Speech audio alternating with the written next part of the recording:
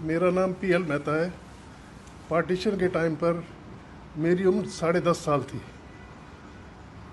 हम लोग पाकिस्तान में डिस्ट्रिक्ट झेलम के रहने वाले हैं। हमारे गांव का नाम साहूवाल था, जहाँ पर हमारा एक पूरा परिवार जो है 14 फैमिली मेंबर्स रहते थे। हमारे घर में जो एरिया था लगभग 1 एकड़ में, आधे एकड़ में मकान था, आधे एकड़ में अपना गाय भैंस रखने के लिए जगह बनाई गई थी। पार्टीशन होने के बाद में मुझे नहीं पता था कि पार्टीशन में क्या होता है।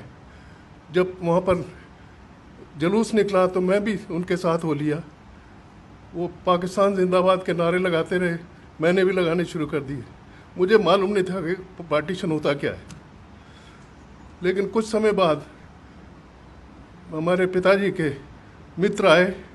उन्होंने कहा कि जी आप लोगों के ऊपर अटैक हो जाएगा, आसपास के गांव वाले जो है आपसे पैसा भी लूट ले जाएंगे और आपको मार भी देंगे।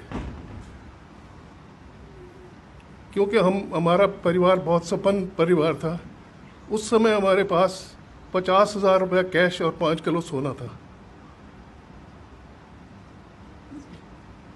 हमारे पिताजी के एक मित्र थे सैयद।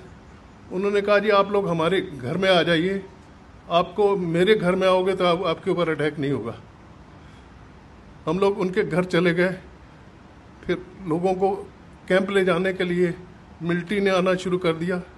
मिलिट्री जब आई तो किसी ने हमारे पिताजी से कहा कि आपसे ये पैसे भी छीन लेंगे और आपका सोना भी ले जाएंगे। तो उन्होंने अपने मित्र के पास सारा पैसा और सोना रख दिया कि आप अगले दिन कैंप में हमें दे जाना, जो 12-14 किलोमीटर था वहाँ से। जब पिताजी कैंप में पहुँचे पूरे परिवार के साथ में, तो उन्होंने कहा ये आपके पैसा आपको मिलेगा नहीं, बिल्कुल एक पैसा नहीं आपको मिलेगा। लेकिन आप लोगों को ताज्जुब होगा कि अगले दिन वो सुबह हमारे सोने से पहले उनका मित्र एक घोड़े के ऊपर खुद आया और एक घोड़े के ऊपर राशन लेकर 1 महीने का वो पिताजी के पास सारा सामान दे गया।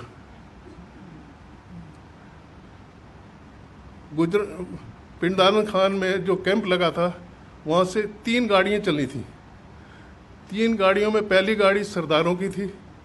उसमें कुछ जगह थी, लेकिन पिताजी ने कहा कि सरदारों के ऊपर सबसे पहले, पाकिस्तान में सरदारों के ऊपर सबसे पहले अटैक होता था, लेकिन उन्होंने मना कर दिया। दूसरी गाड़ी में हमको जगह नहीं मिली। ट्रेनें जो है, पैसेंजर ट्रेन्स जो है, इतनी शॉर्टेज हो गई कि उन्होंने ओपन वैगन मंगा के हमको ओपन वैगन के अंदर 100 आदमी एक वैगन में बिठा दिया। बिस्तर के ऊपर बैठ के ओपन वैगन में बैठ गए हम लोग। दूसरी ट्रेन के ऊपर 2 जगह थोड़ा थोड़ा अटैक हुआ, लेकिन वो लोग सारे बच गए। हमारी ट्रेन के ऊपर जो अटैक होना था, वो कामों की स्टेशन पर जब हम लोग पहुँचे शाम को, तो ट्रेन वहाँ सारी रात रोके रखी। और ये महसूस होता रहा कि कुछ लोग जो है ना इकट्ठे हो रहे हैं, स्टेशन के आगे जा रहे हैं। सुबह गुजरांवाले से पुलिस आई। उन्होंने कहा जी आप लोग अपना सारा हथियार हमको दे दो, क्योंकि आप हिंदुस्तान में नहीं ले जा सकते। सब लोगों ने हथियार दे दिए। हमारे साथ बलोच मिलिट्री थी और पुलिस ने कहा कि आगे मॉब है, हम उनको हटाने जा रहे हैं।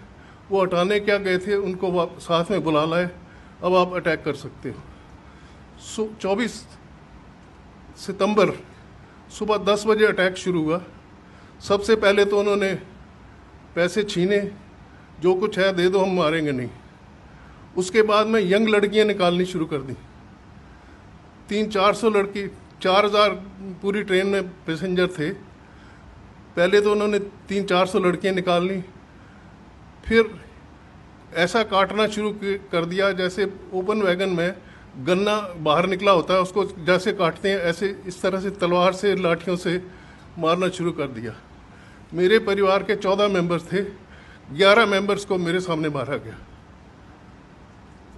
उस बाई चांस दो मुसलमान आपस में बात कर रहे थे कि तेरा बेटा कोई नहीं है, ये लड़का है, इसको अपना बेटा बना लेना, ले जा।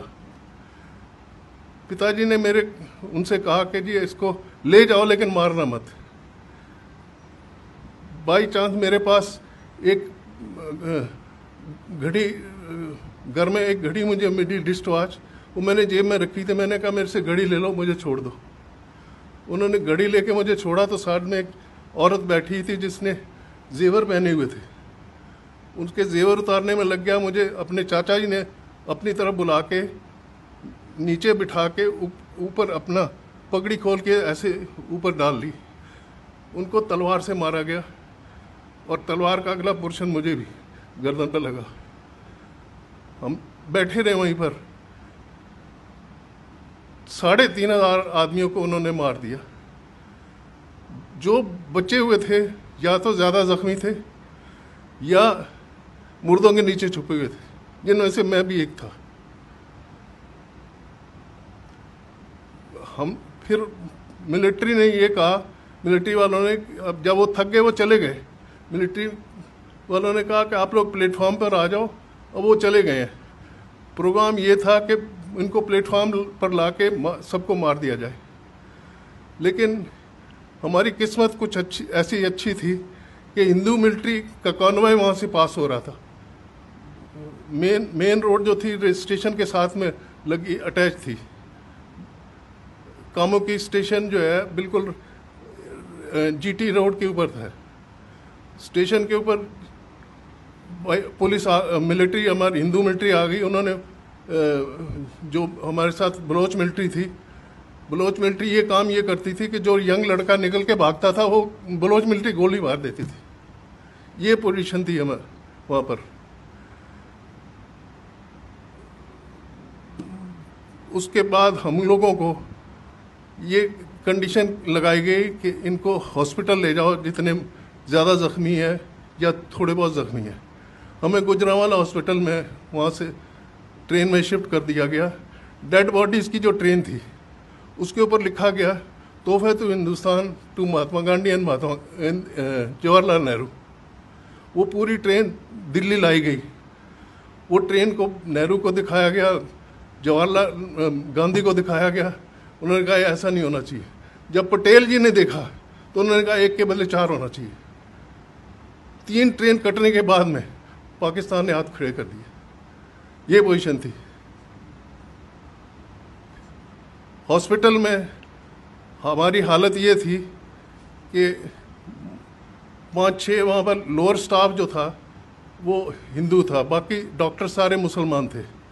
जो ज़्यादा ज़ख्मी थे उनको इंजेक्शन दे के मारना शुरू कर दिया।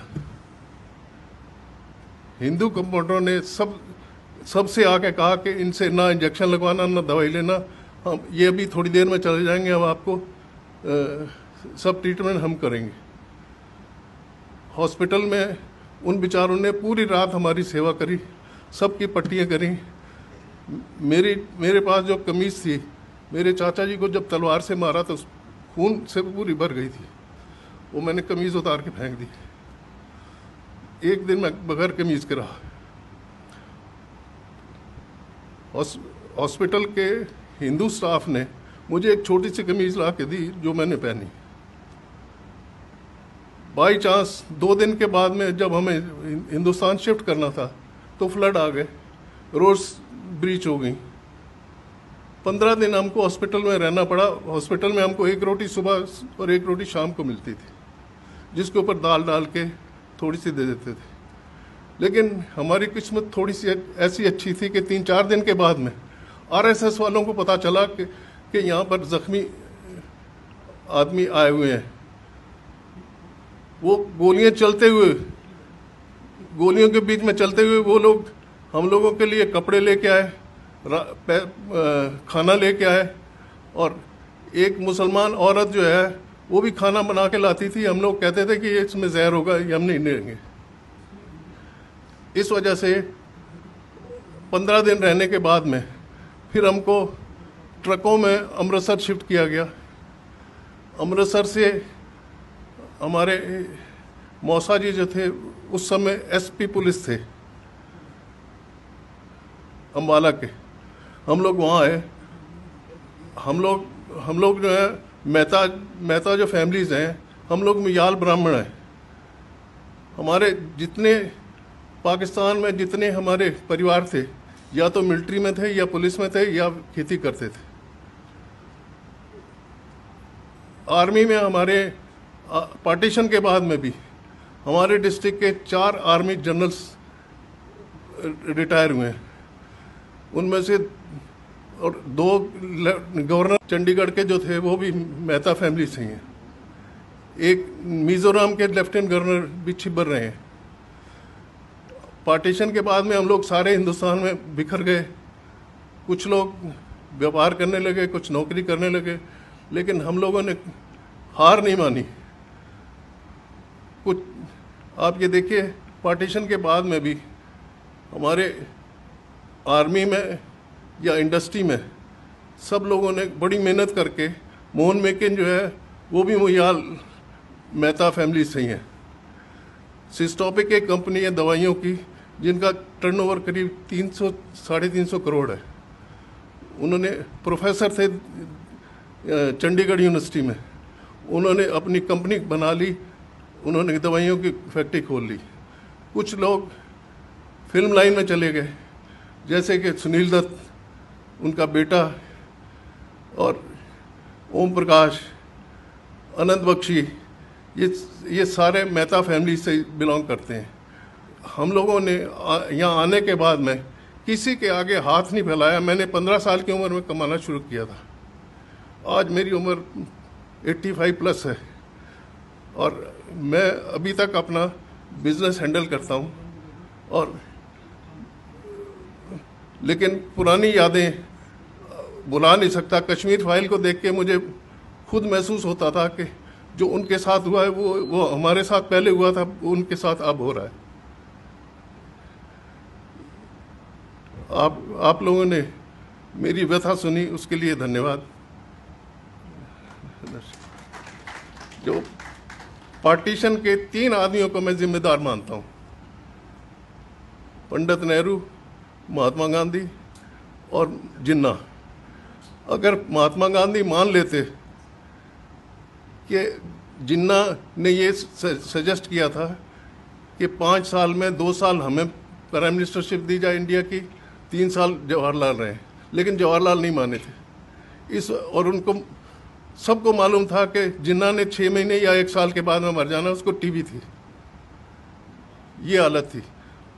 गवर्नर जनरल उसको बना दिया गया। इंडिया वालों ने पता सबसे बड़ी बेवकूफ़ी जो की, गवर्नर जनरल उन्होंने अब लॉर्ड माउंटबेटन को बना दिया क्योंकि वो नेहरू के दोस्त थे। ये बहुत सारी ब्लंडर्स ऐसी हुई हैं।